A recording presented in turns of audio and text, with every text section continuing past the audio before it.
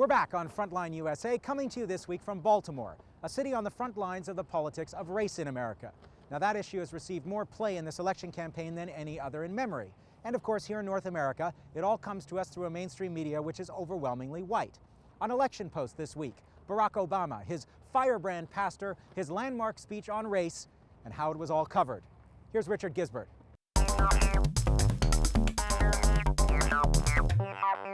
Race was an issue that the politicians and the media had been skirting, but it has steamrolled its way into the coverage. This week on the Election Post, how good a job have the media been doing in covering the issue? The issues of race and gender have come to dominate the Democratic contest. Do you think President Clinton was engaging in racial politics there? They associate her with remarks and yell, racist, racist, racist. This was an issue that was always bubbling below the surface of the election story. Race has always been an integral part of American life, and so I think it's been unavoidable in the media. We've had a few campaigns with black candidates, but not one where the frontrunner was a black candidate, and that's created new challenges. Eventually, the race issue came to a full boil when the U.S. news media gave Americans a glimpse of what goes on inside Barack Obama's church. Reverend Wright has made a number of controversial statements over the years. Barack knows what it means to be a black man living in a country and a culture that is controlled by rich white people.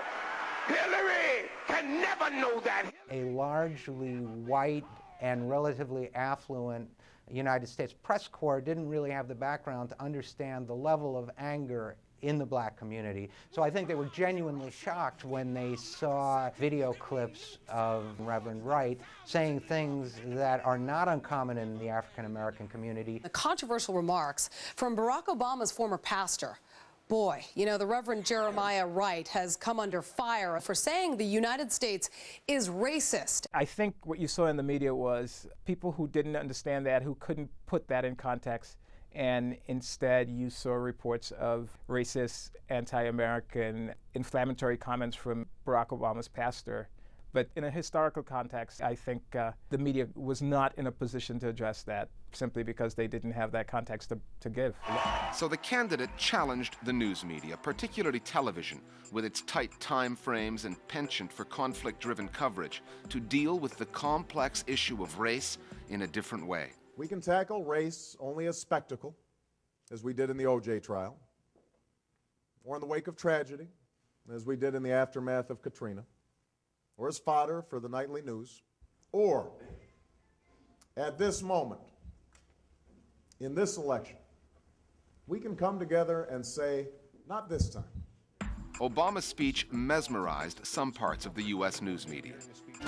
There is a real possibility that this day, and a speech given on this day, will go down as one of the most important moments in the campaign of 2008. What I personally view as the best speech ever given on race in this country. But the Obama effect was all too temporary.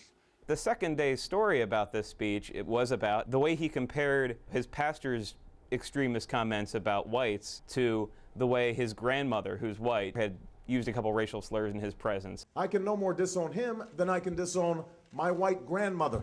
The way she was afraid when she saw black teenagers on the street.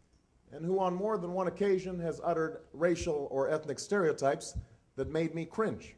People started asking, well, why does he bring his grandmother into this? To say she is a typical white person, if anybody said something like that on the radio, oh, he's a typical black man, he's a typical Hispanic. Are you offended by Barack Obama yesterday referring to his grandma as a typical white person?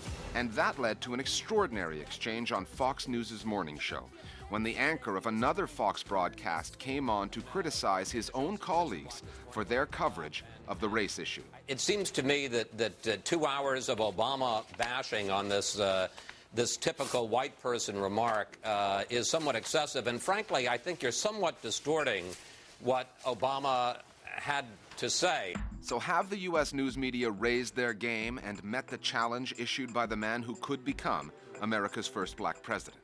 We can play Reverend Wright's sermons on every channel, every day, and talk about them from now until the election, and make the only question in this campaign whether or not the American people think that I somehow believe or sympathize with his most offensive words. And their response was very clear. The U.S. of KKKA. They continued to play the minister's tapes 24 hours a day. God damn America! And did not address the issues. Here's a guy who had to give a speech because he'd been in this close relationship with a raving racist. No one can say these things this often and still be considered a rational, tolerant person that should have access to the guy who might be sitting in the Oval Office. We're back here next week on the Election Post with more on the media and the U.S. elections here on Frontline USA. Ed Burns was a cop in this town for 20 years. And when he got tired of the game, he became a high school teacher. Got a little education in the reality facing young people here. He went on to become a best-selling author and co-creator of a TV show called The Wire. All of these projects set in Baltimore and woven into the fabric of this city. I got a chance to talk to Ed Burns and walk the streets of Baltimore with him. Here are some highlights from our conversation. Crime has dropped dramatically in America in the 1990s into this decade, but in places like Baltimore, not so much. Why is that? It hasn't dropped in Baltimore because in Baltimore the economy never kicks in, because the economy now is in China or someplace else.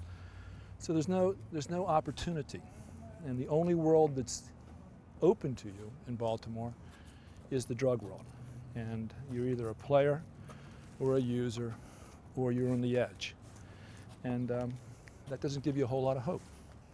Well, 2 years ago, Baltimore arrested 110,000, 115,000 people. Well, there's only 600,000 people, 620,000 people in Baltimore. That's an awful lot of people to arrest, and that didn't do anything to the murder rate whatsoever. What the criminal justice system has become in America is sort of the guy sitting on the trash can lid. But we've been sitting on the lid for like 40 years, and by sitting on that lid, nothing's gotten better. An astonishing statistic came out this past month that more than 1 in 100 Americans, adults, are in jail. America has 2.5 million people in jail. China, with a population more than 3 times the size, has only 1.5 million. What does the prison culture do to the overall community? It demonizes. It's a demonizing process. For me, if democracy is to work, you need an underclass that's revolutionary. It doesn't have to be bricks and bat revolution, but they have to be agitating for what they think is their part of the pie. We've muted these people, so it's incumbent upon those who still have a voice to speak up and try to change things. Where do you see this project of criminal enforcement going in America? After 9/11, order trumped freedom, and we gave up a lot of our freedom so we have this sense of order, we're protected. And if another shock should come to America, be it just a random shock or a staged shock, then it's quite possible that we could take the next step. I mean, there's cameras all over the place now, and it's what you can do with cell phones. I mean, it's unbelievable. So I mean, you can pretty much put a thumb, and if you're willing to lock people up at the rate we are, you could shut down the societies. I mean, you could shut down anything you wanted to. And do you think America's really headed that way? Well, that is a possibility for America. I mean, there is a on the horizon, the political horizon, a chance for the Democrats to get back into office. But how much, I'm not a great believer in the great man theory anymore. There's a lot of things that are already set in motion. And the corporate mentality, the corporate mindset is pretty powerful. And the privatization is pretty powerful. And I don't know if that can be reversed. Thank you. Sure. It's a real pleasure. Thank you. Before we go, there's one more story we'd like to share.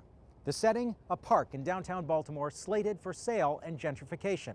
The protagonists, a community of homeless people who have been living there for years, and a Catholic priest named Father Lawrence, who's been fighting City Hall to let them stay. The resolution? We'll let Father Lawrence tell you that in his own words. Until next time on Frontline USA, so long.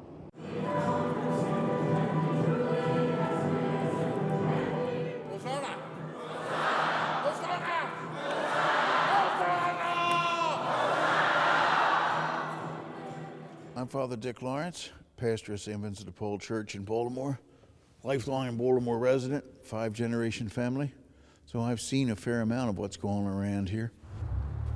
10, 12 years ago, the city wanted to unload its parkland, so they sold this property or offered it for sale, and we figured we better buy it. These makeshift shelters have been put up by the guys themselves during the winter. The season for that is ending, so in a couple of weeks they will have to take them down, but they will still be able to stay here, still be able to sleep here. They don't vote, and therefore they don't get any influence. But there are a lot of people who care about them. Somebody else has to do some of the lobbying for them.